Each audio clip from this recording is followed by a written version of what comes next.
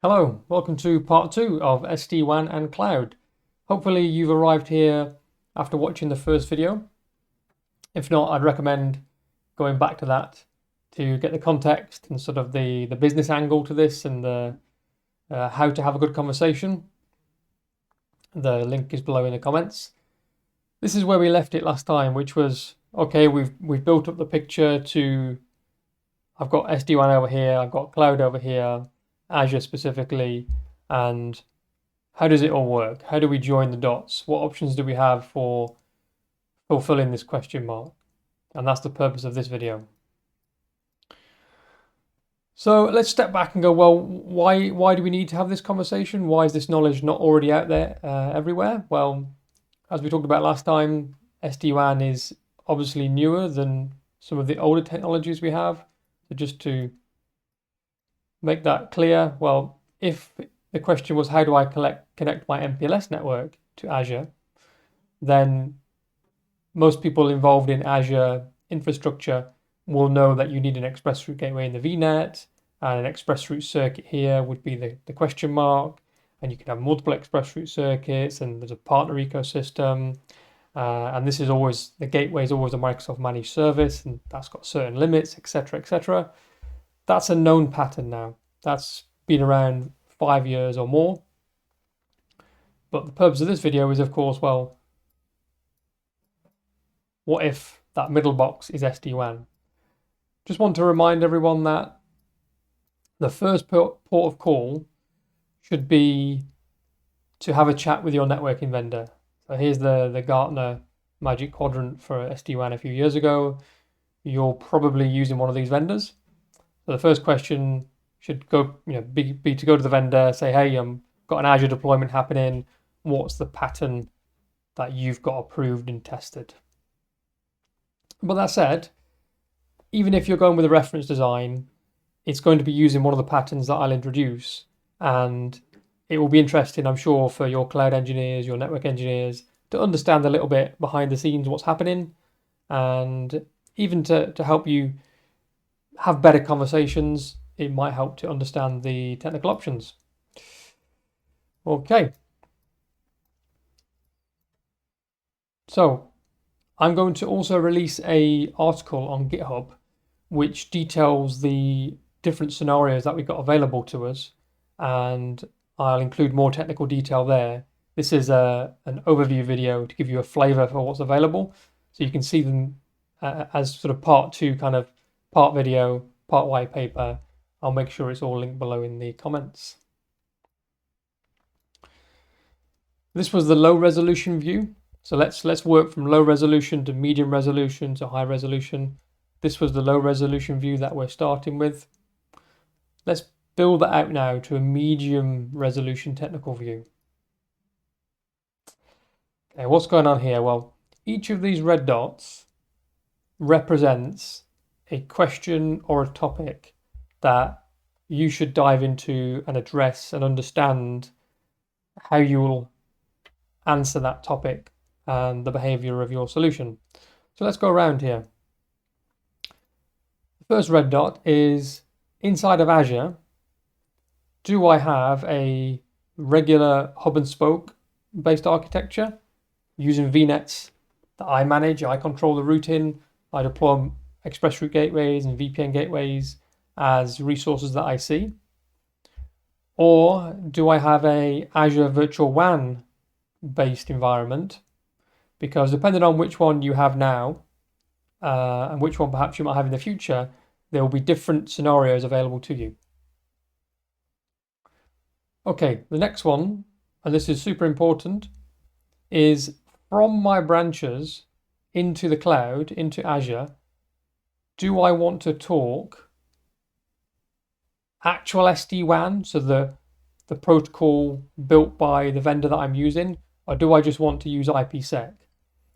I would suggest that you do want to talk SD-WAN, because then you get the full flavor of the solution that you're purchasing from your networking vendor.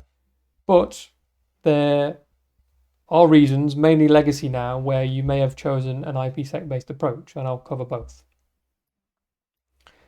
And that sort of leads nicely into, well, the device that I've got in the cloud,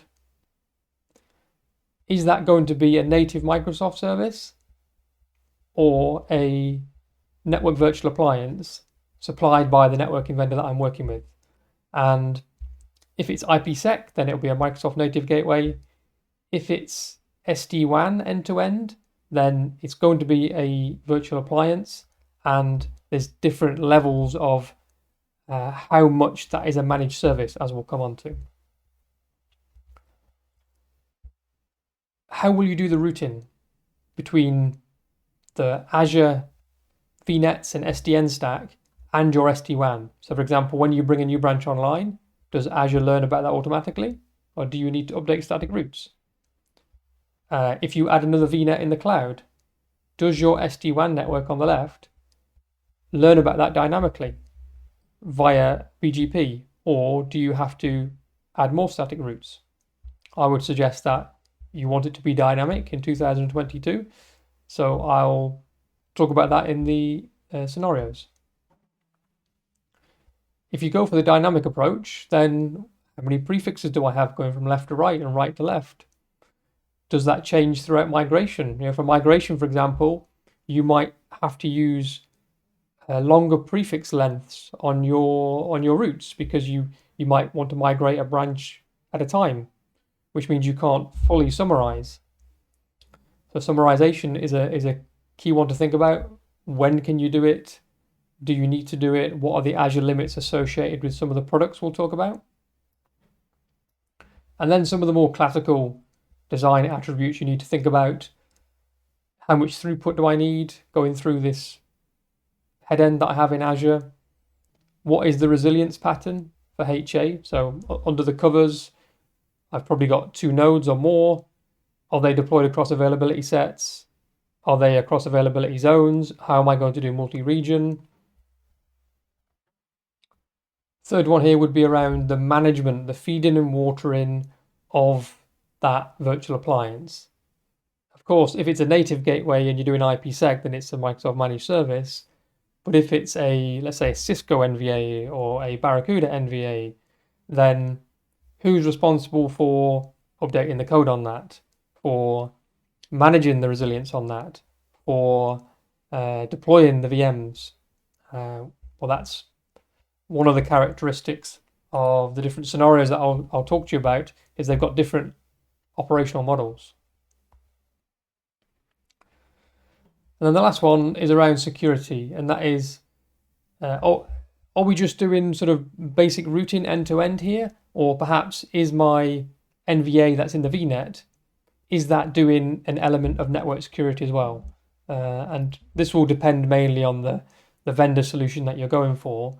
And it's a good one to think about, because imagine you've got 2 virtual machines or more doing the termination from your SD-WAN into Azure. Your branch might be able to do ECMP to multiple head ends in the cloud. And if you're not doing any sort of security, sort of no stateful manipulation of packets or stateful inspection of packets, you might not care which appliance receives the traffic when it comes back. So asymmetrical flows might not be a concern to you. But if you're doing complex stateful security, maybe you do care about symmetrical flows. And then it would be a conversation with the vendor about how do you handle that? Do I need NAT? Do I share state tables? That sort of thing. Okay, let's move from the medium resolution to the high resolution. Let's make this real. Let's show the different scenarios possible and the Azure products that you'll need to make these work. And to do that, we are going to use a PowerPoint presentation.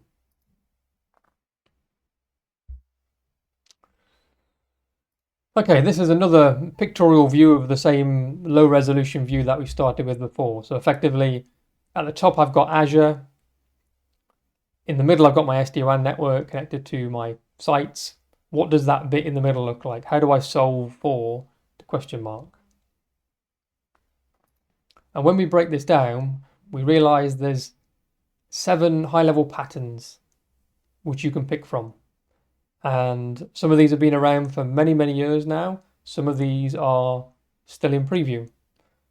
So this is presented in chronological age, and I've broken the pattern name down into whether or not it's a vWAN based pattern, so an Azure Virtual WAN based pattern in the cloud, so you need vWAN to make that work, or if it's a pattern that can be implemented using a regular customer managed hub and spoke network.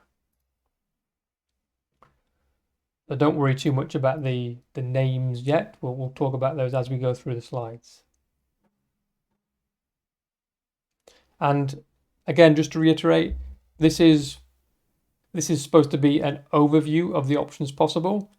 Don't worry if some of the technical detail is missed as we go along, or you need to sort of go away and do a bit more research. Refer to the GitHub article that I link at the end for the full technical detail, which won't be covered in this video. Otherwise, it would be, more than an hour long. Okay, option 1. This was the pattern that was available when Azure Virtual WAN first came out. So inside of the Azure Virtual WAN Hub, there's a VPN gateway, and we exposed some APIs from our Azure Virtual WAN product that let SD-WAN vendors integrate against. So they could write code that made their platform, the brains of their platform, speak to Azure and build traditional IPsec tunnels into Azure. And this is a pattern that's still supported today. And we call it out on our website in the following location. So the link there will be in the deck and in the comments below. So you can see there's most of the common vendors did this integration work at the time.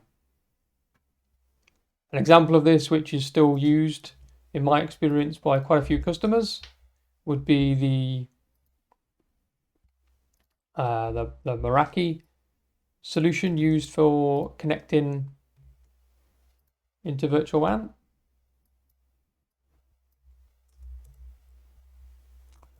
Which looks like this.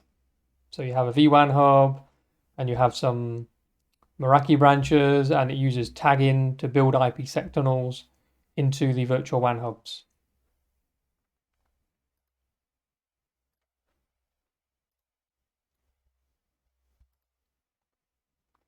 So this is a perfectly workable solution from a routing perspective. The main downside is you don't have your SD-WAN appliance in the cloud. So Azure is following this non-standard pattern. It doesn't have it's not just another SD-WAN branch. It's only an IPsec connected site. And that's going to have some caveats when it comes to your SD-WAN vendor. It's going to have less functionality. What it does have is the VPN Gateway is a Microsoft native product, so it can inject the routes dynamically. There's no need for UDRs to attract traffic into the solution. So that's the first virtual WAN pattern. Let's introduce the first VNet based pattern, and this is the pattern that's existed for a long time for deploying your own network virtualized appliances in Azure. So just like you can deploy your own firewalls in Azure, your own load balancers in Azure, you can deploy marketplace images by your favorite networking vendor straight into Azure. So they appear as virtual machines inside of your regular VNet, and they get public IPs, and then you can point your SD-WAN controller at this public IP, and it just appears as another branch and gets integrated into the brains of your SD-WAN solution. So you or the vendor's automation via the marketplace is responsible for deploying these NVAs, but it is an end-to-end SD-WAN experience. At that point, you've got a virtual machine with some routing information inside, which you need a way of bridging the world of that VM's knowledge and the Azure SDN. And this pattern uses traditional static routes or UDRs, user-defined routes. We've got a great article here all about deploying NVAs inside of Azure. I'll leave the link in the comments below. There's some different patterns for resilience, etc., etc.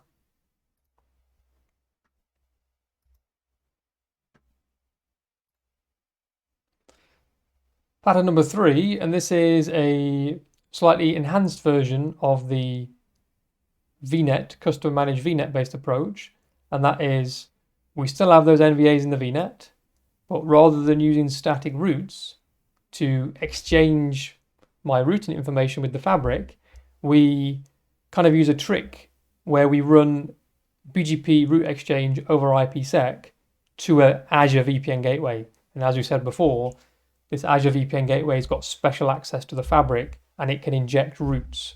So if I had a VM over here, it would learn about a new branch that came online and vice versa. I'd sort of class this pattern as legacy now because of a pattern with Azure Root Server that I'll introduce shortly. And this pattern's got some downsides. Of course, you're having to deal with the overhead of IPsec and the throughput constraints that come with IPsec and the additional cost to VPN gateway, etc.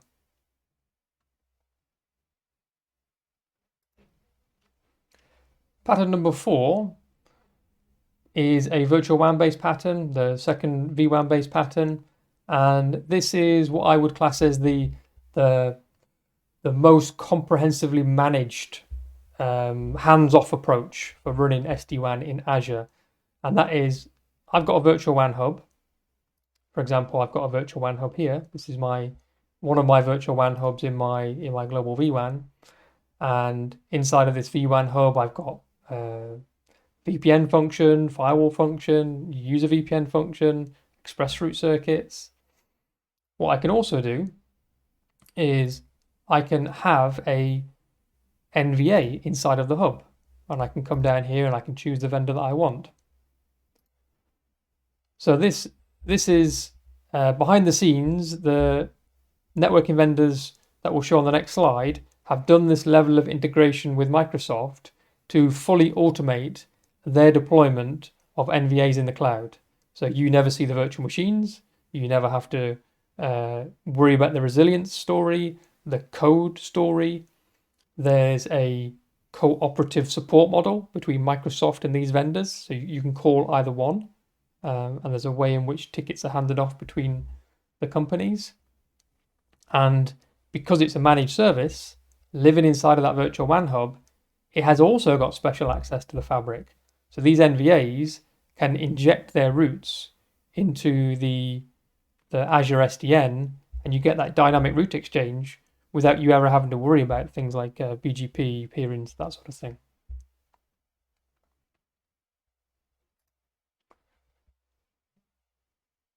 The vendors that are available today, you can see on the screens, are Barracuda, Cisco, VMware, Versa, and Fortinet is the most recent addition, who are also in preview state. So I'll leave the link again in the document and in the comments. Check this page here for the latest status of the partners and if they're in preview or if they're GA. So you've kind of got this breakdown here.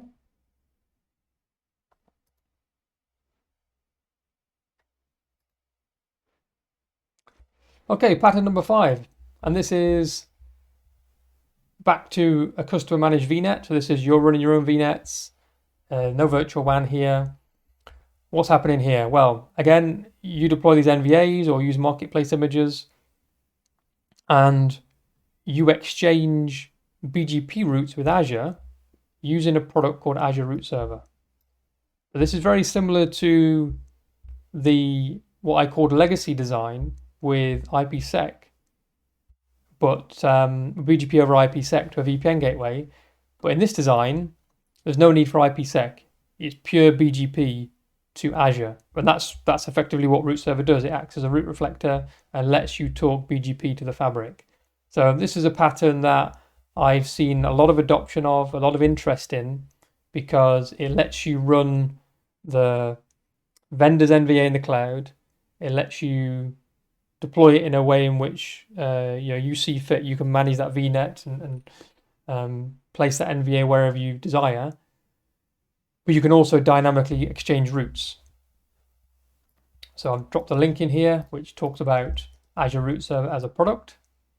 So you can see here the general idea is you take in routes and taking routes from an SD-WAN network here and inject them into the fabric.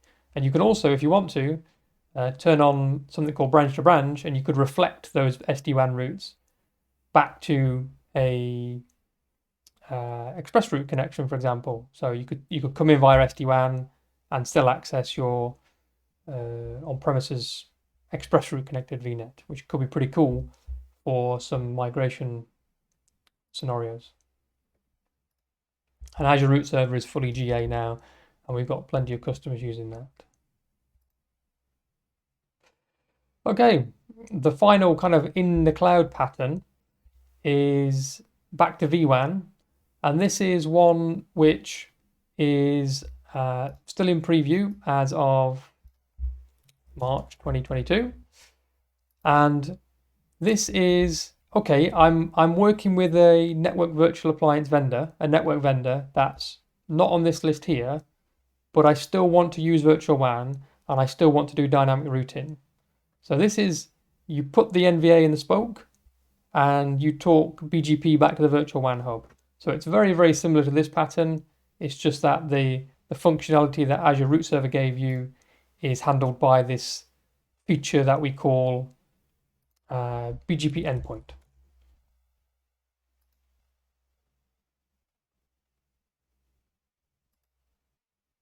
The last pattern, and strictly speaking, this is not a pattern for in the cloud termination, but it is a pattern that I've seen used. And this is, well, let's sort of step back. Is there another way to solve for this problem? And the answer is yes. It is, well, I may have a colocation environment located very close to cloud. So for example, I could have an Azure VNet over here in UK South, and I might be using a colocation facility for my cloud edge in, for example, Equinix in London. And one option that you have is, well, just use the physical equipment that you have as a customer located in Equinix or an equivalent colocation provider, terminate your SD-WAN on a physical appliance, and then use traditional IPsec or express route to get from your CNX environment into the cloud. So this is another way of solving for that. And there are certainly some scenarios, like really high bandwidth scenarios, which might require physical equipment, where this is a valid approach. There's one vendor that I'm aware of, which is VMware VeloCloud, that offer these cloud edges or cloud on-ramps as a managed service. So you don't have to worry about this physical cloud POP. They sort of package that as part of their SD-WAN offering. And then the third approach would be, well, if you don't have a colocation cloud edge built out already, there are plenty of companies that can do that for you, one of which would be Equinix, for example. So they've got documents such as this one, where they talk about, well, yes, we've got an Equinix platform that's located very close to the major cloud providers. Let us run your virtual edge, and we can connect in your MPLS, your internet, and of course your SD-WAN as well. So to summarize at a high level, we can think about it through the lens of this flowchart. So do you want to run SD-WAN in Azure? Do you want end-to-end SD-WAN to the VNet? I said, yes, you probably do, but if you don't, then you can go for one of these approaches. I would suggest that yes, you do. What sort of routing do you want, static or dynamic? If it's static, there's a pattern available to you, but I would suggest you want dynamic. Do you want to deal with the IPsec overhead? I would suggest no. How much of that NVA do you want to manage? If you want a fully managed experience, look to the vWAN NVA in the hub pattern. If you're happy managing those appliances, or if you're working with a vendor that hasn't done that full vWAN integration, there's a couple of patterns here available to you. So I would say that if you're looking at doing SD-WAN in Azure today, I would target one of these three patterns here, which is reflected in the table here and is also reflected in the GitHub white paper, which is hopefully going to be your next stop. So I hope you found that useful. I'll speak to you soon.